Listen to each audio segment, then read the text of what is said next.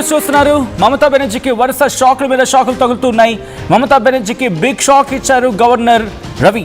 మమతా బెనర్జీ ప్రభుత్వాన్ని రద్దు చేశారు గవర్నర్. బెంగాల్ క్యాబినెట్ ను బర్తరఫ్ చేశారు ఆర్ఎన్ రవి. బహుశా చాలా రోజుల తర్వాత అనుకుంటా ఈ డెవలప్మెంట్. మమతా రాజీనామా చేయకపోవడంతో నిర్ణయం తీసుకున్నారు బెంగాల్ గవర్నర్. సుప్రీంకోర్టుకు వెళ్లే ఆలోచనలు ఉన్నారు మమతా బెనర్జీ. బెంగాల్ ఎన్నికల్లో అక్రమాలు జరిగాయని మమత ఆరోపిస్తూ ఉన్నారు. ఎమ్మెల్యేగా ఓడిపోయారు మమతా బెనర్జీ. ఎల్లుండి ప్రభుత్వాన్ని ఏర్పాటు చేయబోతోంది భారతీయ జనతా పార్టీ ప్రభుత్వం బెంగాల్లో. ఈ క్రమంలో కీలకమైన డెవలప్మెంట్ చోటు చేసుకుంది. కొద్దిసేపటి క్రితం ఈ డెవలప్మెంట్ చోటు చేసుకుంది. బెంగాల్ ప్రభుత్వాన్ని రద్దు చేస్తూ ఆర్ఎన్ రవి కీలక నిర్ణయం తీసుకున్నారు. బర్తరఫ్ చేశారు ఇటు మమతా ప్రభుత్వాన్ని. అయితే గత కొద్ది రోజుల క్రితం, మరి ముఖ్యంగా ఎప్పుడైతే ఎన్నికల ఫలితాలు వచ్చాయో, ఇటు తమిళనాడు, కేరళ, పుదుచ్చేరి, అలాగే వెస్ట్ బెంగాల్తో కలిపి మొత్తం 5 రాష్ట్రాలకు సంబంధించి ఈవెన్ అస్సాంతో కూడా. అయితే అస్సాంలో ప్రస్తుత ముఖ్యమంత్రి మళ్ళీ ఉన్నారు కాబట్టి అక్కడ రాజీనామా చేయాల్సిన అవసరం ఆఫ్ కోర్స్ ఉంటుంది. మళ్ళీ వెంటనే ప్రభుత్వాన్ని ఫామ్ చేస్తారు కాబట్టి that is not a biggest deal. And తమిళనాడులో స్టాలిన్ రిజైన్ చేశారు. అండ్ కేరళ ముఖ్యమంత్రిగా పినరయి విజయన్ కూడా రాజీనామా చేశారు. అక్కడ కాంగ్రెస్కి సంబంధించి మలగుల్ల పడుతుంది ఎవరిని ముఖ్యమంత్రి చేయడం అనేది. Coming back to the west Bengal ముఖ్యమంత్రిగా మమతా బెనర్జీ మాత్రం రాజీనామా చేయలేదు. నేను రాజీనామా చేయను అంటూ చెప్పుకొచ్చారు. ఒక్కసారి మమతా బెనర్జీ ఆ రోజు ఏమన్నారో చూద్దాం. They are just touching me at that time. You have seen how they get out me.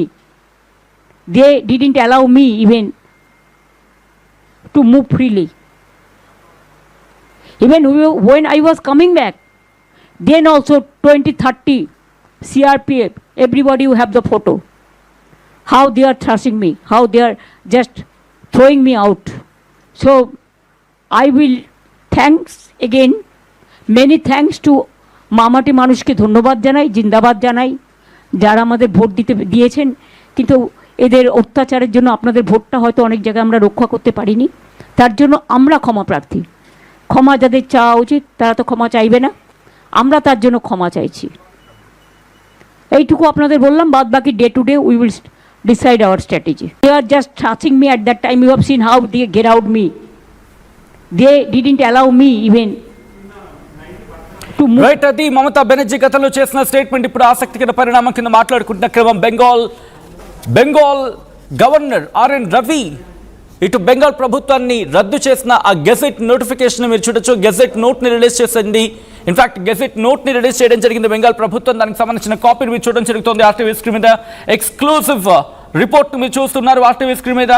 తెలుగులో అందరికైనా ముందుగా, అందరికైనా వేగంగా, అందరికైనా ఖచ్చితత్వంతో సమాచారాన్ని ముందుంచే ప్రయత్నం చేస్తోంది. తెలుగు డిజిటల్ మీడియా రంగంలోనే కాదు, తెలుగు టీవీ రంగంలో కూడా అందరికైనా ముందుగా, అందరికైనా వేగంగా, అందరికైనా ఖచ్చితత్వంతో సమాచారం మీ ముందుంచే ప్రయత్నం చేస్తుంది ఆర్టీవీ. ఒక్కసారి ఆ విజువల్ మీరు చూడడం జరుగుతుంది.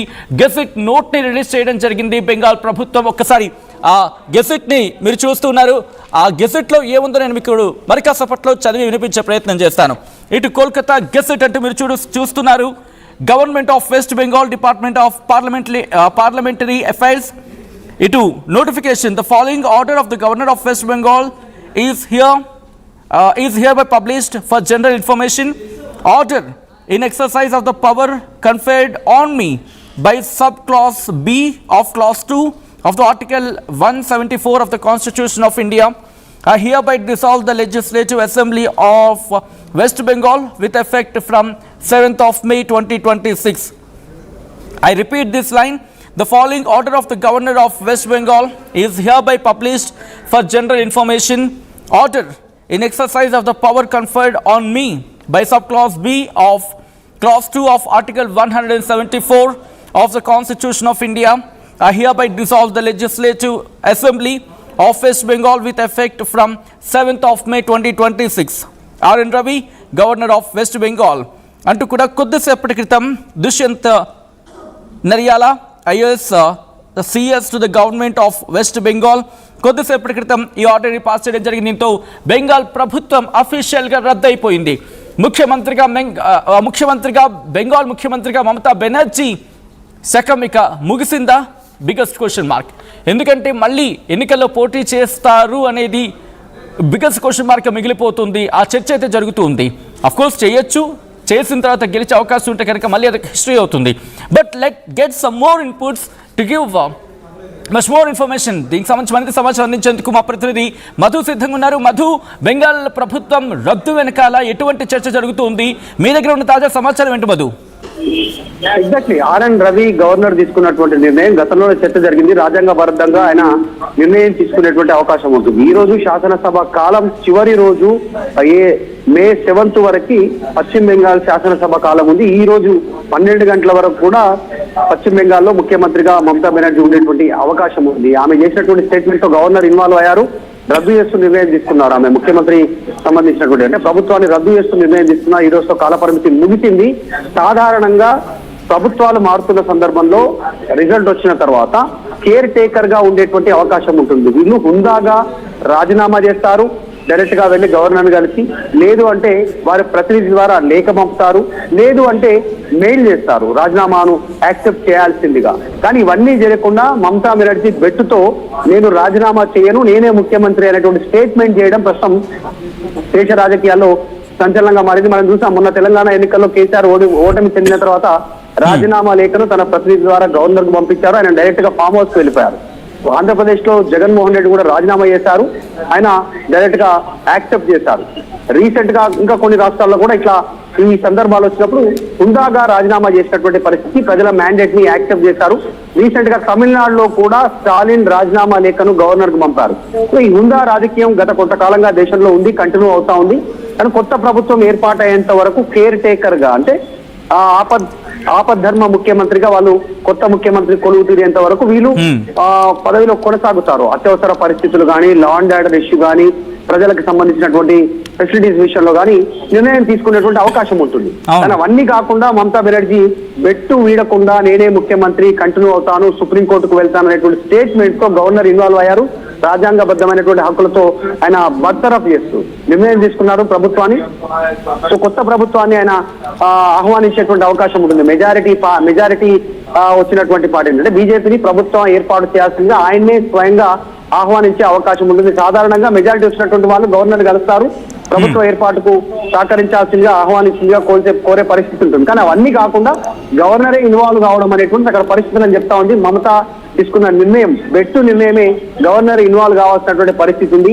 ఎందుకంటే ఫ్యూచర్ లో పశ్చిమ బెంగాల్లో అల్లర్లు జరిగే అవకాశం ఉంది జరుగుతున్నటువంటి పరిణామాల నేపథ్యంలో. ఇప్పుడే కాస్త ఆల్రెడీ సువేంద్ర అధికారి పిఏను బహిరంగంగా కాల్చి చంపారు, కొన్ని ఇన్సిడెంట్ జరుగుతా ఉన్నాయి. వీటన్నిటిని దృష్టిలో పెట్టుకొని గవర్నర్ ఇన్వాల్వ్ అయినట్టుగా అయితే కనిపిస్తా ఉంది. చాలా స్పష్టంగా గెజెట్ నోటిఫికేషన్ రిలీజ్ చేసినటువంటి సిచ్యువేషన్. సో మొత్తానికి మమత శకం ముగిసింది. ఈ రోజు అఫీషియల్ గా ముఖ్యమంత్రిగా చివరి రోజు ఆమె. రేపటి నుంచి గవర్నర్ పాలన ఉంటుంది. ఇంకా పరిస్థితి చేయి దాటితే రాష్ట్రపతి పాలన విధించేటువంటి సిచ్యువేషన్ ఉంటుంది కొత్త ప్రభుత్వం ఏర్పాటు అయ్యేంత వరకు. అంటే గవర్నరే బాధ్యులు కొత్త ప్రభుత్వం ఏర్పాటు అయ్యేంత వరకు కూడా ఆయనే రాష్ట్రాన్ని పరిపాలించేటువంటి సిచ్యువేషన్ ఉంటుంది. కీలక డిసిషన్స్ లా అండ్ ఆర్డర్ కానీ, ప్రజా పాలనకు సంబంధించిన విషయంలో అన్ని విషయంలో ఇన్వాల్వ్ అయ్యే అవకాశం ఉంది. సో మొత్తానికైతే మమత శకం ముగిసింది. ఆమె బెట్టును పక్కన పెట్టేటువంటి ప్రయత్నం చేస్తారు. ఆమె సుప్రీంకోర్టుకు వెళ్ళిన చెల్లుబాటు అయ్యే సిచ్యువేషన్ లేదు. రిటర్నింగ్ ఆఫీసర్స్ గెలిచినటువంటి ఎమ్మెల్యేలకు సర్టిఫికేట్స్ అందజేస్తారు. కాబట్టి గెలిచినటువంటి వాళ్ళు, మెజారిటీ ఉన్న వాళ్ళు ప్రభుత్వాన్ని ఏర్పాటు చేస్తారు. మమత శకం ముగిసినట్టే ఆల్మోస్ట్. గవర్నర్ నిర్ణయం ప్రస్తుతం రాష్ట్ర రాజకీయాలతో పాటు దేశ రాజకీయాల్లో సంచలనంగా మారింది. గతంలో ఇందాక మాట్లాడుకున్నట్టు అందరు ముఖ్యమంత్రులు హుందాగా వ్యవహరించారు.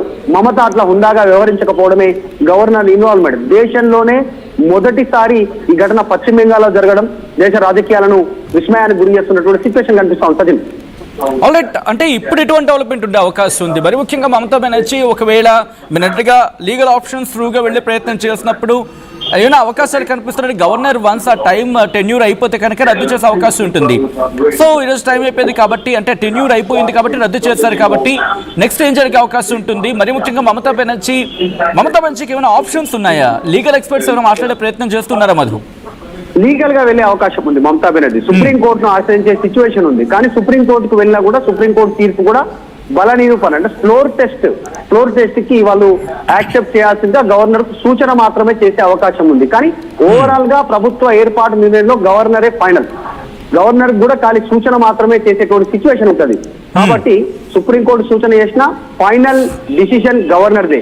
అట్లాంటి సిచ్యువేషన్ లో మమత దగ్గర మెజారిటీ మార్కు లేదు. 148 సీట్లు కావాలి పశ్చిమ బెంగాల్లో ప్రభుత్వ ఏర్పాటుకు సంబంధించి. మమత దగ్గర అంత మెజారిటీ మార్కు లేదు. ఆల్రెడీ 10 మంది మిస్ అయ్యారు. దానికి సంబంధించి వాళ్ళు బీజేపీతో టచ్ లోకి వెళ్ళాలనే చర్చ జరుగుతుంది. వాళ్ళతో పాటు ఇంకా చాలా మంది ఉన్న వాళ్ళు అసంతృప్తిగా ఉన్నారు. అభిషేక్ బెనర్జీ, మమతా బెనర్జీ, వారి నాయకత్వం పైన తీవ్ర అసంతృప్తితో ఉన్నట్టుగా తెలుస్తా ఉంది. కాబట్టి ఛాన్స్ లేదు. మమత కేవలం మీడియా అటెన్షన్, ఒక వర్గాన్ని సంతృప్తి పరచడానికి నిర్ణయం తీసుకునేటువంటి సిచ్యువేషన్ అయితే కనిపిస్తా ఉంది. సో ఇప్పుడున్న హుందా రాజకీయంతో ఆమె యాక్సెప్ట్ చేస్తే డిఫీట్ ని కాస్త ఆనరబుల్ గా ఉండే అవకాశం ఉంది రాజకీయాల్లో. ఆమె దాన్ని యాక్సెప్ట్ చేయట్లేదు కాబట్టి మరింత తిరస్కరణకు గురే అవకాశం ఉంది రాజకీయాల్లో పశ్చిమ బెంగాల్ అనేటువంటి చర్చ పొలిటికల్ సర్కిల్లో ఉంది. ఆల్రెడీ చర్చ జరుగుతుంది మీడియాలో కానీ పొలిటికల్ సర్కిల్లో. సో చూడాలి ఏం జరుగుతుందో. మమతా సుప్రీంకోర్టుకు వెళ్తారా లేకుంటే గవర్నర్ నిర్ణయంతో సైలెంట్ గా ఉండిపోతారా చూడాలి. All right, interesting development. Thanks for the update Madhu.